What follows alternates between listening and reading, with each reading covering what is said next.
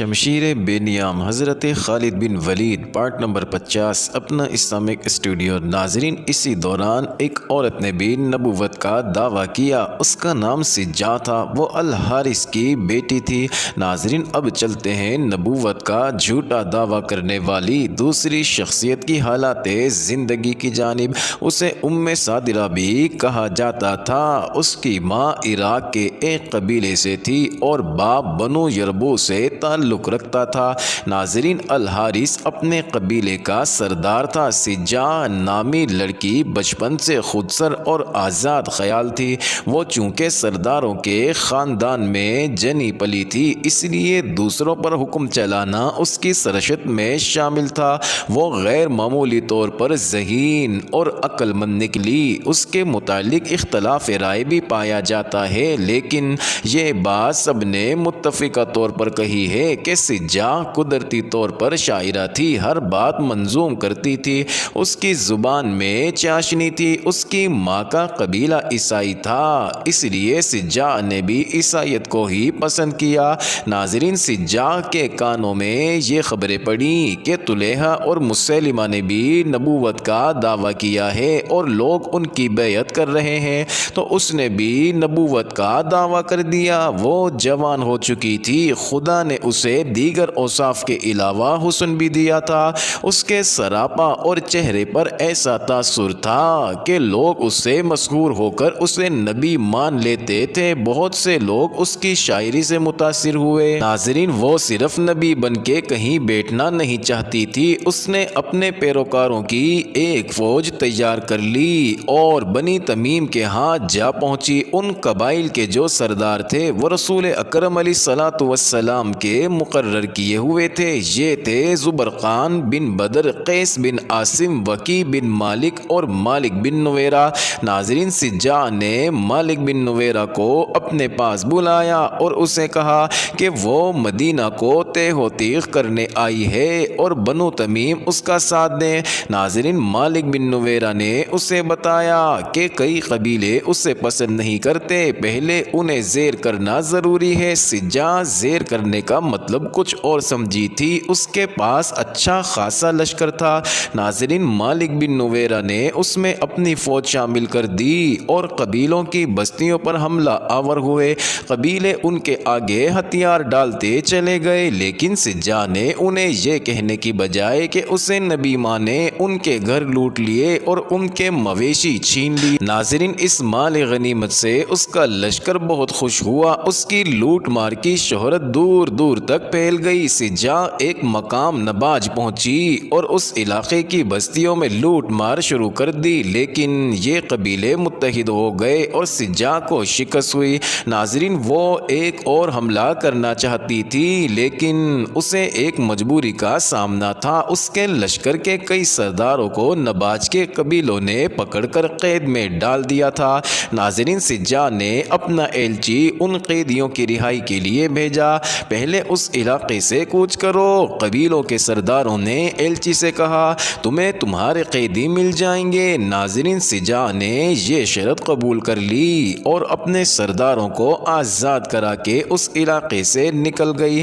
اس کے سرداروں نے اس سے پوچھا کہ اب کدھر کا ارادہ ہے؟ یمامہ۔ سجا نے کہا، وہاں مسیلمہ بن حبیب کوئی شخص ہے جس نے نبوت کا دعویٰ کر رکھا ہے، اسے تلوار کی نوک پر رکھنا ضروری ہے، لیکن یمامہ کے لوگ جنگ و جدل میں بہت سخت ہیں۔ ایک سردار نے اسے کہا، اور مسیلمہ بڑا طاقتور ہے۔ سجا نے کچھ اشعار پڑھے جن میں اس نے اپنے لشکر سے کہا تھا کہ ہماری منزل یمامہ ہے۔ ناظرین، مسیلمہ کذاب نے اپنے جاسوسوں کو دور دور تک پھیلایا ہوا تھا۔ اسے یہ اطلاع دی گئی کہ ایک لشکر یمامہ کی طرف بڑھا آ رہا ہے۔ مسیلمہ نے یہ معلوم کرا لیا تھا کہ یہ سجا کا لشکر ہے۔ ناظرین، اس نے الرجال کو بلایا، کیا تم نے سنا کہ سجا نامی لڑکی کا لشکر آ رہا ہے؟ الرجال، مسیلمہ نے کہا، لیکن میں ان سے لڑنا نہیں چاہتا۔ تم جانتے ہو کہ اس علاقے میں مسلمانوں کی فوج موجود ہے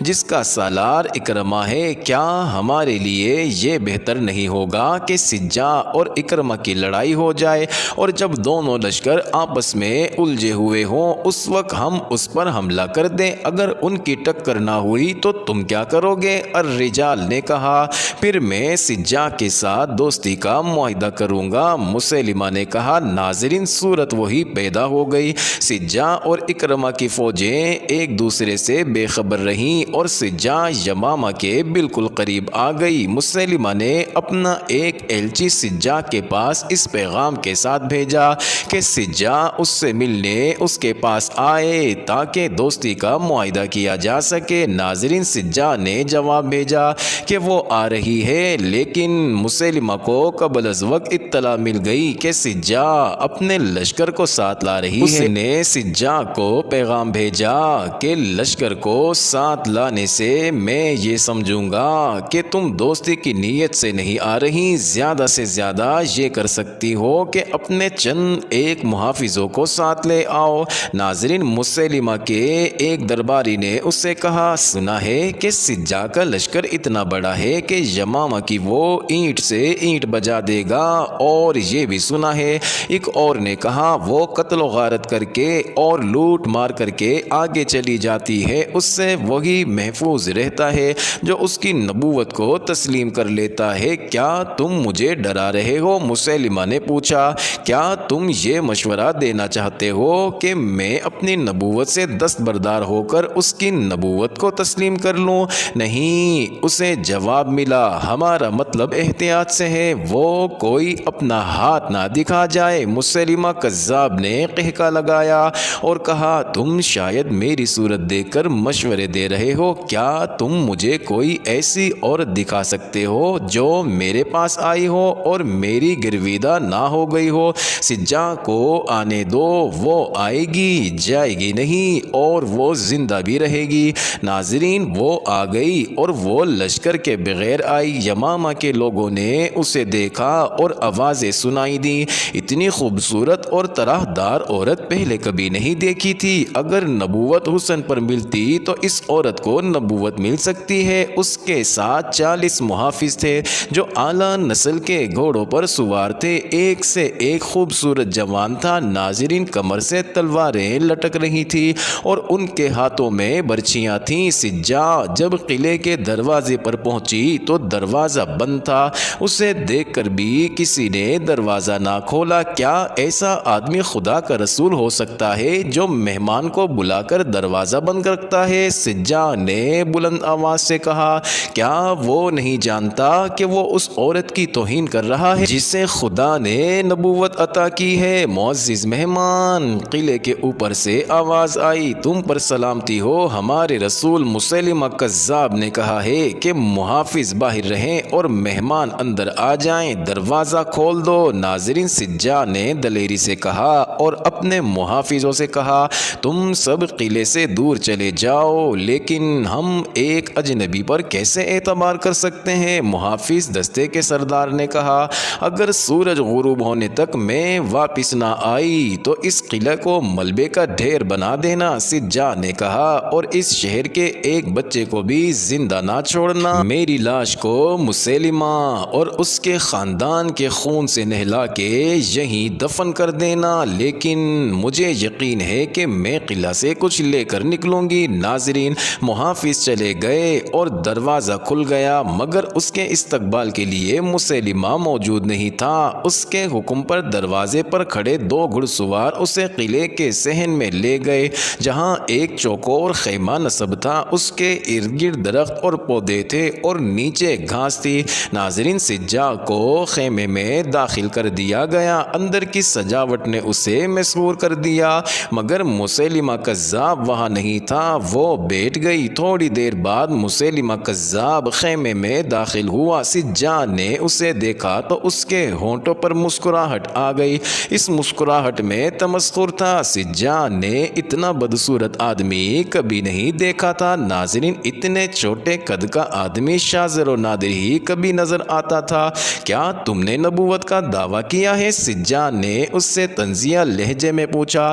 دعویٰ کرنا کچھ اور بات ہے، مسیلمہ کذاب نے سجا کی آنکھوں میں آنکھیں ڈال کر کہا یہ سچ ہے کہ میں خدا کا بھیجا ہوا رسول ہوں، میں محمد علیہ السلام کو رسول نہیں مانتا، لیکن اس نے اپنی رسالت منوا لی ہے۔ لوگ اس لیے مان گئے ہیں کہ قبیلہ قریش کی تعداد اور طاقت زیادہ ہے، انہوں نے اب دوسروں کے علاقوں پر قبضہ کرنا شروع کر دیا ہے۔ ناظرین، طبری نے چند ایک حوالوں سے لکھا ہے کہ مسیلمہ کذاب نے سجا کی آنکھوں میں آنکھیں ڈال دیں، اس کے ہونٹوں پر دل فریب مسکراہٹ تھی۔ بہت عرصہ بعد سجا نے کسی موقع پر کہا تھا کہ اس نے اتنی چھوٹی چھوٹی آنکھیں میری آنکھوں میں ڈالی تو مجھے ایسا محسوس ہوا کہ جیسے ٹھگنا سا یہ بدصورت آدمی پراسرار سا ایک اثر بن کر آنکھوں کے راستے میرے وجود میں اتر رہا ہے۔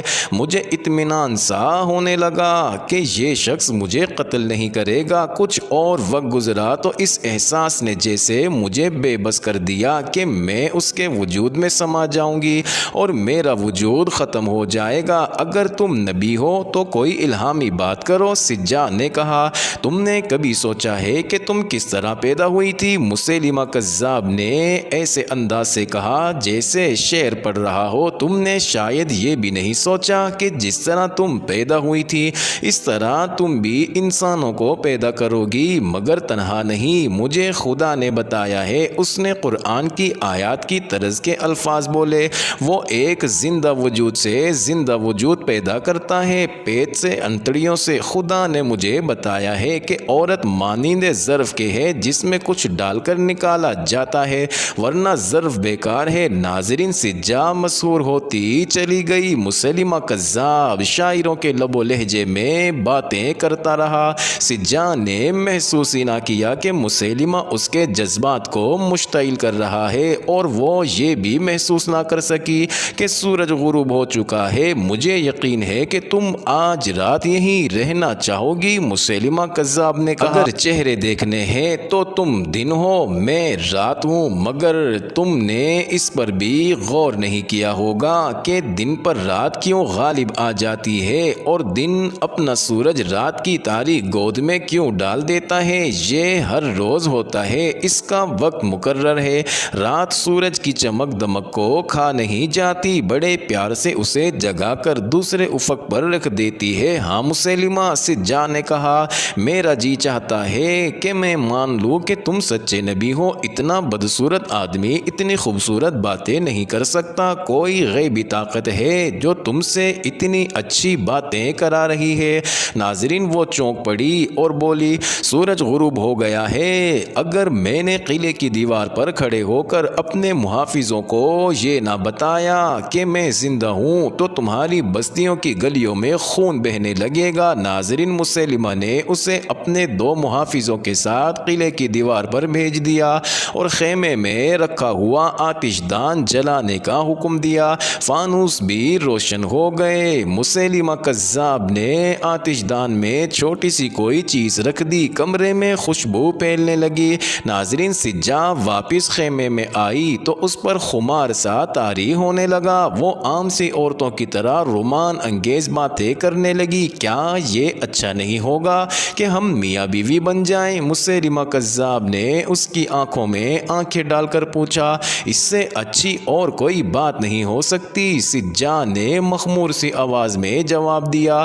ناظرین، صبح طلوع ہوئی تو سجا اس انداز سے باہر نکلی جیسے دلہن اپنی پسند کے دلہا کے ساتھ ازواجی زندگی کی پہلی رات گزار کر نکلی ہو۔ ناظرین، قلعے میں شادیانے بجنے لگے۔ سجا کے لشکر تک یہ خبر پہنچی کہ سجا نے مسیلمہ کذاب کے ساتھ شادی کر لی ہے۔ معزز ناظرین، یہ شادی اسلام کے لیے بہت بڑا خطرہ بن گئی۔ ارتداد کے 2 لشکر متحد ہو گئے، لیکن یہ اتحاد جلدی بکھر گیا کیونکہ مسیلمہ کذاب نے سجا کو دھوکہ دیا اور وہ دل برداشتہ ہو کر عراق اپنے قبیلے چلی گئی۔ مسیلمہ کذاب نے اپنے لیے ایک بہت بڑے خطرے کو ختم کر دیا تھا۔ سجا کو اتنا صدمہ ہوا کہ وہ نبوت کے دعوے سے دستبردار ہو گئی۔